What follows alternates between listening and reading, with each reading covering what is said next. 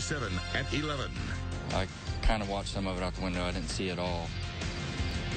But my mom come home and said that Dad wouldn't be home. Danny Clark Jr. speaking to Newsletter 7 nearly 20 years after his father was brutally murdered right in front of him. Good evening. I'm Cheryl McHenry in for James Brown. Tonight he tells us he's fighting to keep the murderer behind bars. Newsletter 7's Yuna Lee is live in our Greene County Bureau with their conversation. Yuna? Well, Cheryl, Danny Clark Jr. tells me that it never gets any easier, and every single day he still remembers what happened 2 decades ago. I think about it every day.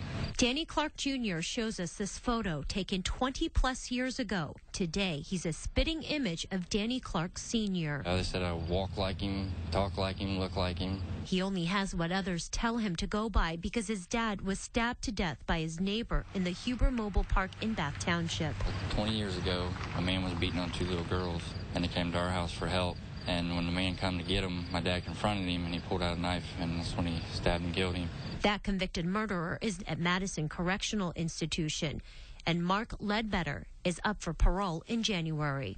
And he only got 15 to life, so everybody's worried about him getting out because he did make threats to my mom the night he did it. What did he tell her? He told her I told you I was gonna kill him, and I'll kill you too.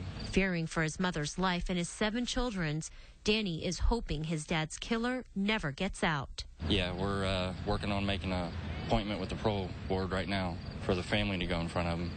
And I'm trying to get as many letters as I can to the parole board to try to stop his parole. Danny tells us that in addition to being afraid for his family's life, he will never, ever forgive his father's killer.